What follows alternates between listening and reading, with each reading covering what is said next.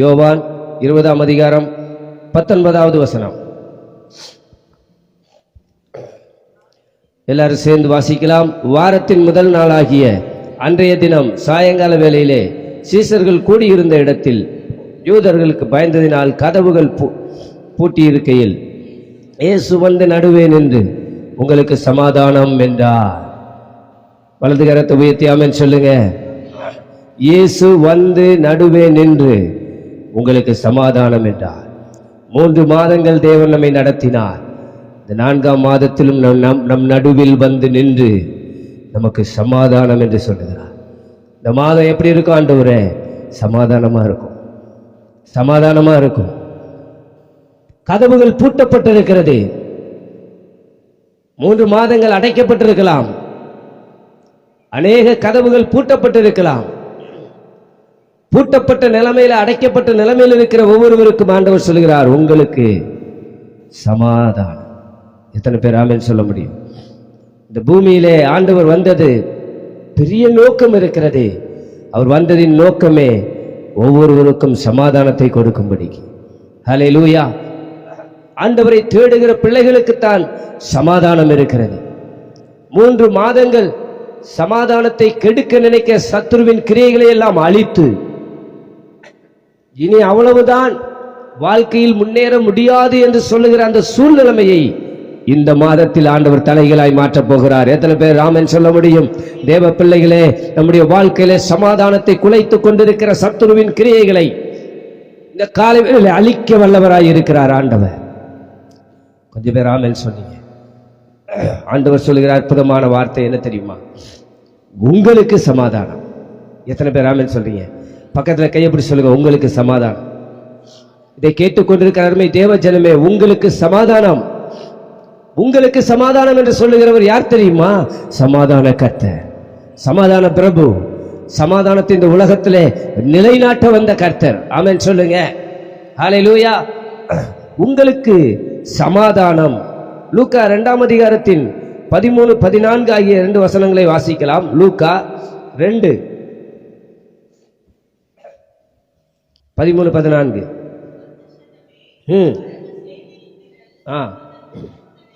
தோன்றி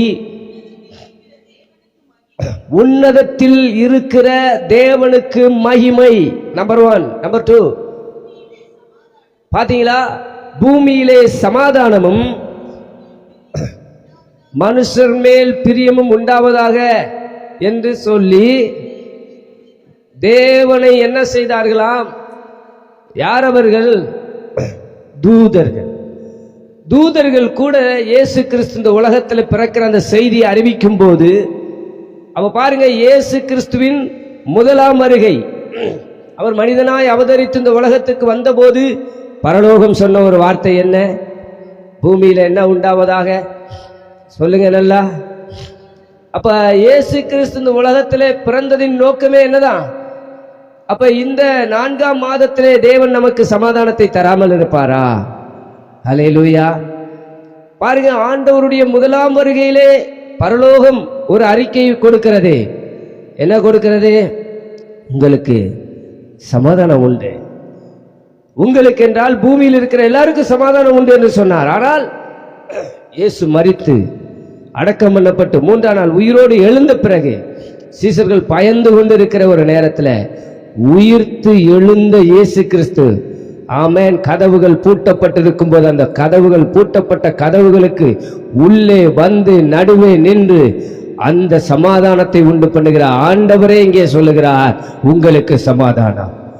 உங்கள் ஜெப அறையில் இந்த நாட்களில் பார்க்க போகிறீர்கள் உங்களோடு பேசுகிற ஆண்டவரே.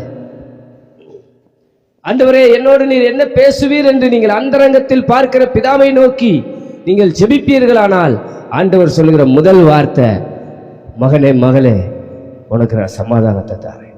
3 மாதங்கள் எவ்வளவு சங்கடங்கள், கடந்த நாட்களில் எவ்வளவு வருத்தமான காரியங்கள், எவ்வளவு வேதனையான காரியங்களை நாம் கடந்து வருகிறோம். ஆண்டவர் இன்னைக்கு திட்டமா தெளிவா சொல்றாரு, உனக்கு சமாதானம், உனக்கு சமாதானம். எத்தனை பேருக்கு புரியுது? இந்த தேவ சத்தத்தை கேட்க ஒரு சிறப்பான காதுகளை கர்த்தர் தருவாராக. லூக்கா 14ஆம் அதிகாரம் 27வது வசனத்தை வாசிக்கலாம். லூக்கா 14, 27வது வசனம்.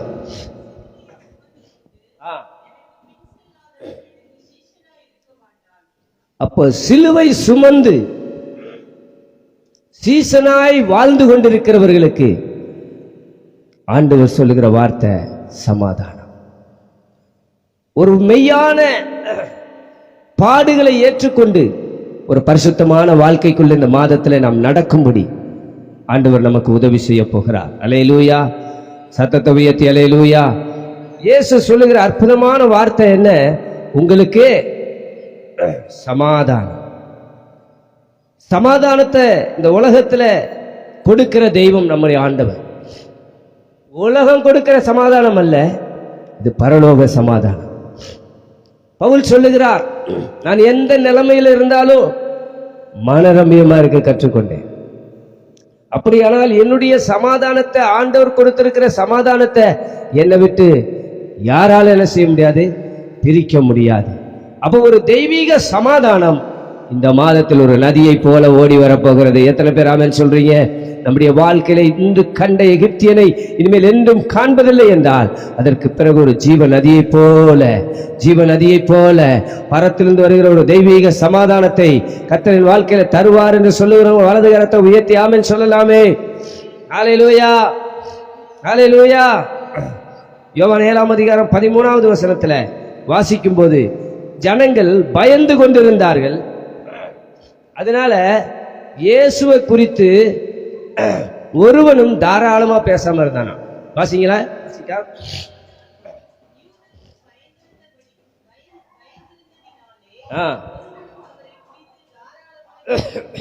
ஒருவனும் அவரை குறித்து தாராளமாய் பேசாத ஒரு நாட்கள் இருந்தது. ஏன்னா பயம். இயேசுவை குறித்து பேசாதபடிக்கு தடை பண்ணப்பட்டிருந்த பயம் இந்த மாதத்தில் நீங்குவதாக. அல்லேலூயா.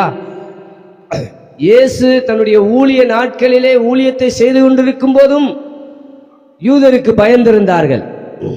சமாதானம் இல்லாத ஒரு நபருடைய சுபாவம் என்ன அப்படின்னா பயம். எல்லாம் சொல்லுங்க, பக்கத்துல ஒரு தட்டி சொல்லுங்க, உங்க பயம் எல்லாம் இன்னைக்கு போகும். நமக்கு என்ன பயம்? வியாதியை குறித்த பயம், கடன் பாரத்தை குறித்த பயம், பலவீனத்தை குறித்த பயம். இப்படி பலவிதமான பயங்கள் இருக்கிறதுனாலதான் நம்முடைய வாழ்க்கையில என்ன இல்லாம போச்சுன்னா சமாதானம் இல்லாம போனது. ஆமா தானே? அல்லேலூயா. அப்படியானால் இன்றைக்கு சமாதானத்தை கொடுக்கிற தேவன் முதலாவது என்ன செய்ய போறார் தெரியுமா? பயத்தை எடுத்து நீக்க போகிறார். அல்லேலூயா. லூக்கா 24ஆம் அதிகாரத்தில் 36வது வசனம். பேசிக்கொண்டிருக்கையில் இயேசுதாமே அவர்கள் நடுவிலே நின்று உங்களுக்கு சமாதானம் என்றார். அடுத்த வசனம் சொல்லுகிறது 37.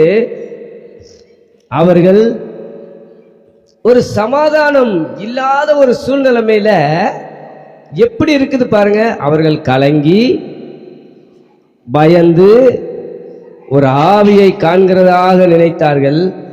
அவர் அவர்களை நோக்கி அவர் கேட்கிற ஒரு வார்த்தை பாருங்க 38. ஆண்டவராகிய இயேசு கேட்கிற பிரதானமான ஒரு வார்த்தை, நீங்கள் ஏன் கலங்குகிறீர்கள்?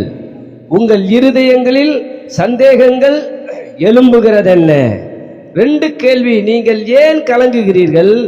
உங்கள் இருதயங்களில் சந்தேகங்கள் எழும்புகிறது என்ன? ஆமென். ஹல்லேலூயா.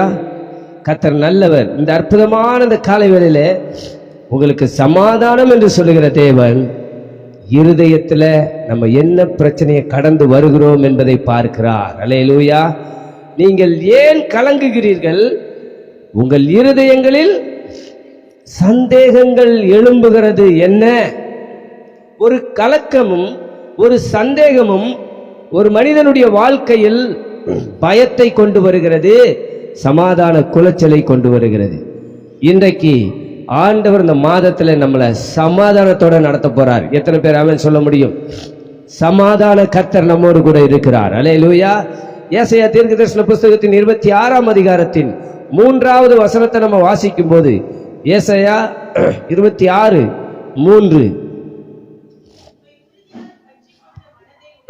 யாருக்கு இந்த மாதத்துல யார் பூரண சமாதானத்தோடு இருக்க போகிறார்கள் என்பதை திட்டமாய் தெளிவாய் வேதம் நமக்கு சொல்லுகிறது. வாசிக்கலாம்.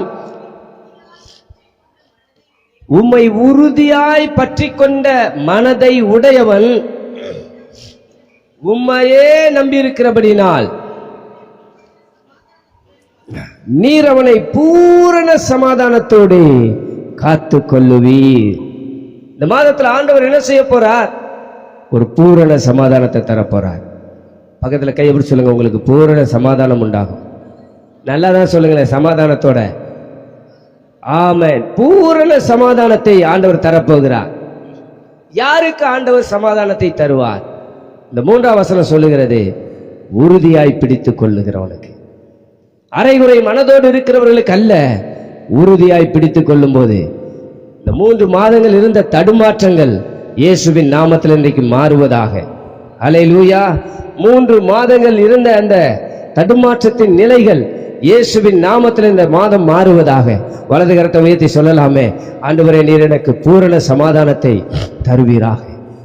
எல்லாரும் வாய்களை திறந்து ஆண்டவரே, ஓ ஹல்லேலூயா, ஒரு விசை கூட கண்ணை மூடி வலது கரத்தை உயர்த்தி ஆண்டவர் சொல்றாரு, உறுதியா நீ பிடிச்சுக்கொள் மகனே.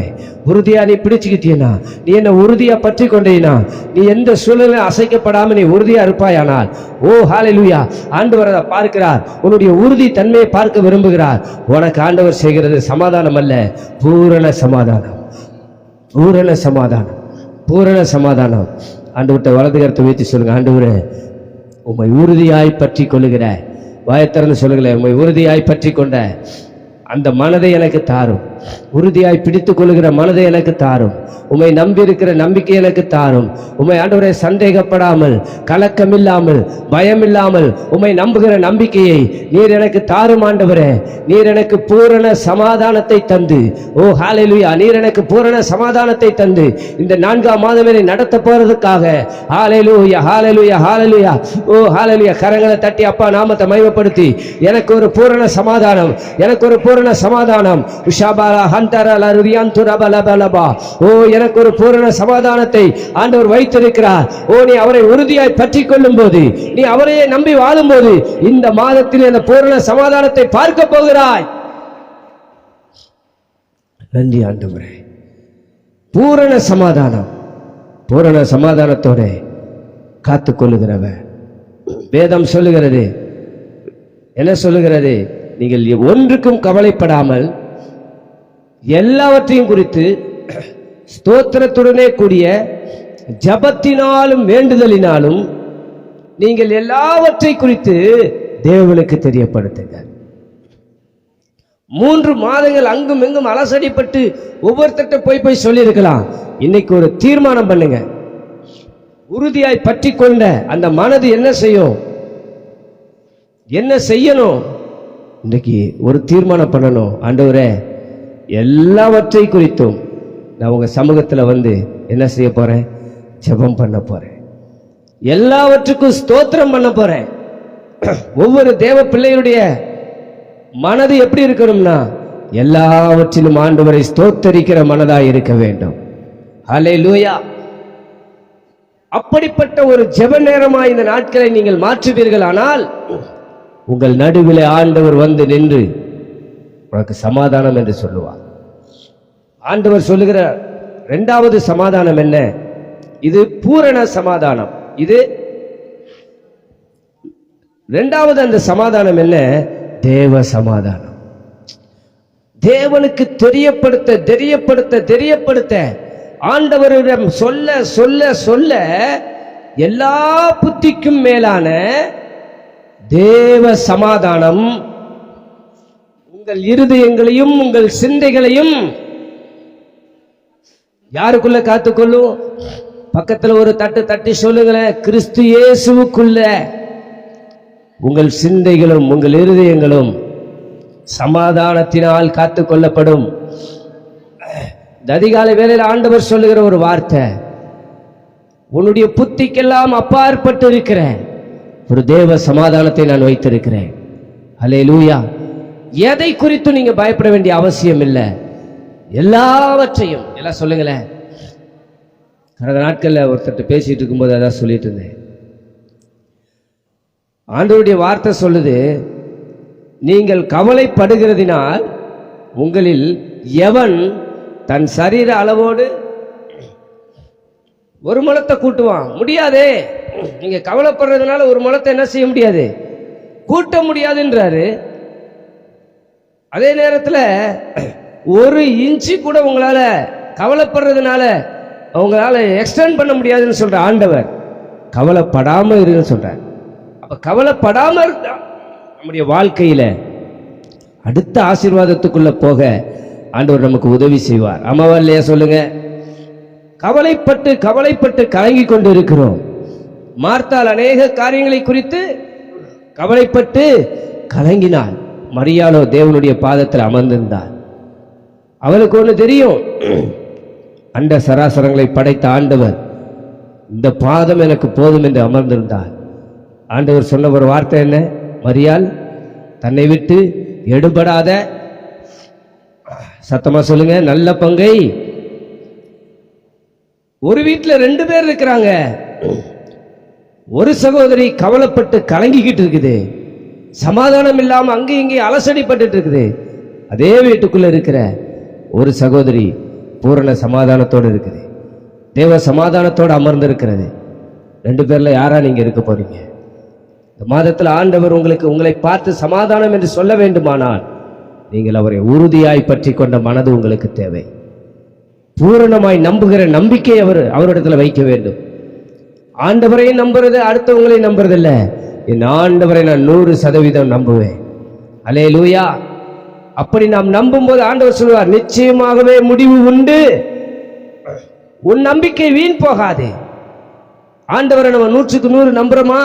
அப்படி நம்பினால் இந்த மாதம் சொல்லப்பட்ட வாக்குத்தத்த வார்த்தை சமாதானம் சமாதானம் சமாதானம், நாம் பார்க்கிற எல்லாவற்றிலும் சமாதானத்தை நாம் பெற்றுக்கொள்ள முடியும். அல்லேலூயா. 2வது, பூரண சமாதானத்தை தேவன் தருவார். அடுத்ததாக தேவன் தருவது தேவ சமாதானம். அல்லேலூயா. சத்தத்தை உயர்த்தி அல்லேலூயா அல்லேலூயா. ஆண்டவருடைய சமூகத்துக்கு வருகிற தேவ பிள்ளைகளுக்கு தான் சமாதானம் உண்டு. சங்கீதம் 3ஆம் சங்கீதத்தின் 8வது வசனத்தை வாசிக்கும் போது,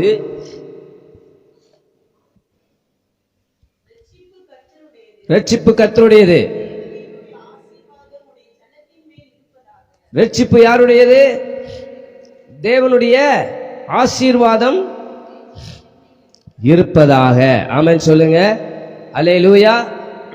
நம்முடைய காரியங்களை, அதாவது நம்முடைய வாழ்க்கையில இந்த சஞ்சலத்தையும் தவிப்பையும் கவலையையும் பயத்தையும் கொண்டு வருகிற சத்துருவின் கிரியைகளை ஆண்டவர் அழித்து அந்த ரட்சிப்பின் சமாதானத்தை ஆண்டவர் நமக்கு தருவார். ஆமென் சொல்லுங்க. அல்லேலூயா. நம்முடைய வாழ்க்கையில இந்த 8வது வசனம் சொல்லுகிறது, ஒரு ரட்சிக்கப்படாத ஒரு தேவ பிள்ளை, ரட்சிக்கப்படாதவர்களுக்கு சமாதானம் இல்லை. ரட்சிக்கப்படாதவங்களுக்கு அப்ப நமக்கு எதுல சமாதானம் இருக்கிறது அப்படின்னா ரட்சிப்புல இருக்குது. ஆமென் சொல்லுங்க. அல்லேலூயா. சத்தத்தை உயர்த்தி அல்லேலூயா. அப்ப நமக்கு இந்த அதிகாலை வேளையில தேவ சமூகத்துல காத்திருக்கிற தேவ பிள்ளையே, உனக்கு எதுல சமாதானம் வச்சிருக்கிறார்னா ரட்சிப்புல வச்சிருக்கிறார். ரட்சிப்பின் சந்தோஷத்தை திரும்பவும் எனக்கு தாரும் என்று தாவீது ஜெபிக்கிறார் அல்லவா? அப்ப அந்த சமாதானம் எங்க இருக்குதுன்னா ரட்சிப்புல இருக்குது. ரட்சிக்கப்பட்ட தேவ பிள்ளைக்கு தான் தேவன் கொடுக்கிற சமாதானம் எது என்று தெரியும். ஆமாவா? நேற்றைக்கு 9 பிள்ளைகள் நீங்க ஞானஸ்நானம் எடுத்திருக்கிறீங்க. ஒன்று சொல்லட்டுமா? நான் ஞானஸ்நானம் எடுத்து கரையேறி வந்த போது அடுத்த நாள் எனக்கு பொழுது விடிந்து வரும்போது எங்கேயோ ஒரு புதிய உலகத்தில் இருக்கிற மாதிரி இருந்துச்சு. நான் பார்க்கிற ஏரியா தான், நான் இருக்கிற இடம் தான். ஆனால் எனக்கு அந்த ரட்சிப்பின் அனுபவம் ஒரு வித்தியாசமான உலகத்துக்குள்ள என்னை கொண்டு சென்றது. நான் பிறந்த நாள் முதல் அனுபவித்திராத ஒரு தெய்வீக சமாதானத்தை அந்த ரட்சிப்பின் நாளிலே நான் சந்தோஷத்தை அனுபவித்தேன். இந்த 9 நபர்களுக்கு நான் சொல்ற ஒரு காரியம் என்ன தெரியுமா? உங்க வாழ்க்கையில் அப்படிப்பட்ட ரட்சிப்பின் சமாதானத்தை இன்றிலிருந்து அனுபவிக்க ஆரம்பிப்பீர்கள். ஹல்லேலூயா. ஏற்கனவே ரட்சிக்கப்பட்ட தேவ பிள்ளைகள் அந்த சமாதானத்தை இழந்திருப்பீர்களானால் இன்றைக்கு ஒன்றை சொல்லுகிறேன், ஆண்டவரே உம்முடைய ரட்சிப்பின் சமாதானத்தை எனக்கு தந்தருளும். ஹல்லேலூயா. ரட்சிப்பு கர்த்தருடையது. கர்த்தருடைய பிள்ளைகளுக்குத்தான் தேவன் அந்த தேவ சமாதானத்தை கொடுக்க முடியும். அவர்களுக்குத்தான் அது தேவ சமாதானம் என்று தெரியும். ஹல்லேலூயா. அந்த வசனம் வாசிக்கலாம், 3:8.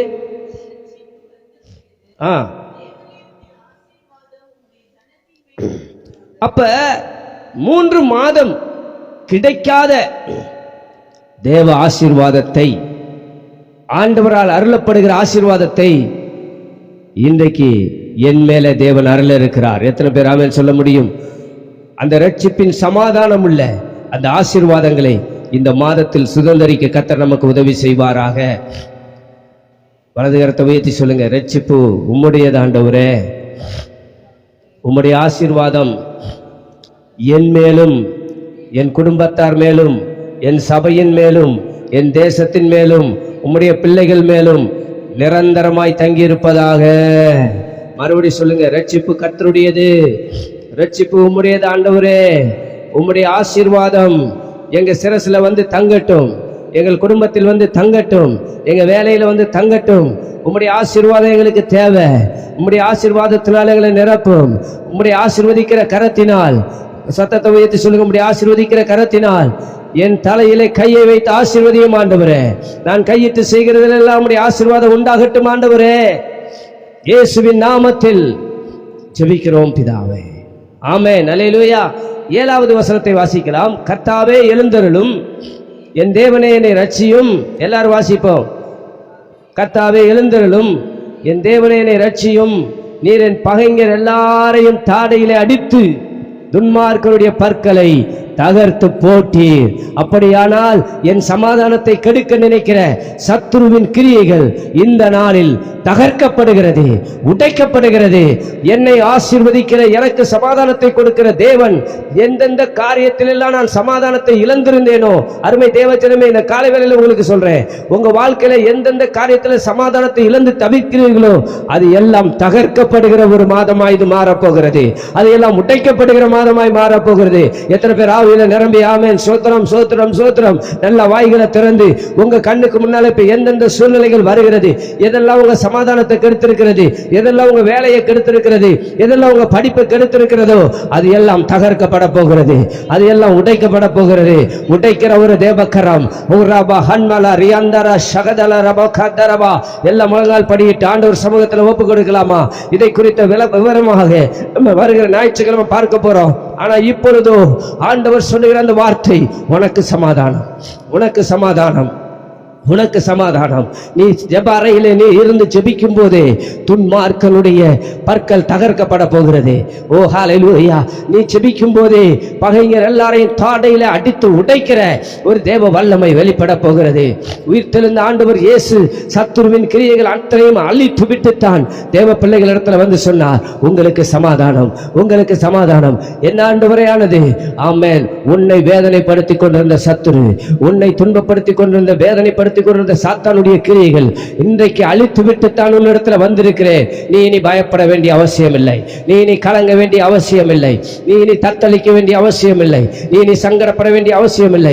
எத்தனை பிள்ளைகளுக்கு இந்த சமாதானம் தேவையோ அத்தனை பிள்ளைகளும் வலது கரத்தை வைத்து ஜெபிக்க ஆரம்பிங்க. ஆண்டவரே, எனக்கு அந்த சமாதானம் தேவைதான் ஆண்டவரே, எனக்கு அந்த சமாதானம் தேவை அப்பா. ஓ, இந்த காலை பொழுதுல உங்க சமூகத்துக்கு வந்திருக்கிறேன் அப்பா. அந்த ரங்கத்தில் பார்க்கிற பிதாவே, வெளியரங்கமாய் பலனை தருகிறவரே, என்னை பூரண சமாதானத்தோட, என்னை தேவ சமாதானத்தோட, என்னை நித்திய சமாதானத்தோட, அந்த ரட்சிப்பின் சமாதானத்தோட அல்கபரபல துயந்துரபியா நிஹரா உரபி அந்துனா ரபௌஷியா. ஹல்லேலூயா, ஹல்லேலூயா. ஆவியிலே நிரம்பி ஜெபிக்கலாமே. ஒரு கரம் வெளிப்படட்டும், ஒரு தேவ கரம் வெளிப்பட போகிறது. தேவ பிள்ளையே, நீ இயேசுவின் முகத்தை தரிசிக்கிற, இயேசுவின் வார்த்தைகளை கேட்கிற ஒரு காதுகளாக உன் காதுகள் மாறப்போகிறது. உன் கண்கள் பூட்டப்பட்ட கதவுகளுக்கு நடுவே இருக்கிற கர்த்தராகிய இயேசு கிறிஸ்துவை நீ பார்க்க போகிறாய். உன் ஜெப ஜெப அறையிலே நீ உன்னுடைய ஜெபத்தை அதிகப்படுத்து, உன் நம்பிக்கையை அதிகப்படுத்து, உன்னுடைய விசுவாசத்தை அதிகப்படுத்து. பூரண சமாதானத்தை கர்த்தர் உனக்கு வைத்திருக்கிறார். இந்த மாதம் இதுவரை அனுபவித்திராதே ஒரு தெய்வீக சமாதானத்தை நீ பார்க்க போகிறாய். நீ கவலைப்பட்டு கலங்கின அத்தனை காரியங்களையும் கர்த்தருடைய பாதத்தில் கொண்டு வந்து வை. உனக்கு இந்த காலை பொழுது ஆண்டவரோடு பேசிக் கொண்டிருப்பாரானால் இதுவே நல்ல தருணம். இப்பொழுதே ஆண்டவர் பாதத்தில் இறக்கி வச்சிரு. நீ எவ்வளவு நாளைக்கு அந்த சமாதானம் இல்லாத சூழ்நிலையை சுமந்து கொண்டிருப்பாய், நீ எவ்வளவு நாளைக்கு அந்த துன்பத்தை சுமந்து கொண்டிருப்பாய், இன்றைக்கு அவர் பாதத்தில் இறக்கி வைத்து விடு. இதுவே நல்ல தருணம். ஆண்டவரே, என்னால முடியாத ஆண்டவரே, 3 மாதங்கள் சுமந்த சுமைகள் வேதனையாயிருக்கிறது. 3 மாதங்கள் கடந்து வந்த பாதை பயங்கரமாயிருக்கிறது. இன்றைக்கு எனக்கு அதிலிருந்து ஒரு பெரிய விடுதலையை தாரும். எத்தனை பேர் ஜெபிக்க முடியும்? இதுவரை கண்டிராத ஒரு தெய்வீக சமாதானத்தை இந்த 4வது மாதத்தில் ஆண்டவர் தரப்போகிறார். இந்த 1ஆம் தேதி அதிகாலையிலே ஆண்டவர் பேசுகிற வார்த்தை, என் பிள்ளையே, உனக்கென்று வைத்திருக்கிற சமாதானத்தை ஒருவனை எடுக்க முடியாது, ஒருவனை என் கையிலிருந்து பறிக்க முடியாது.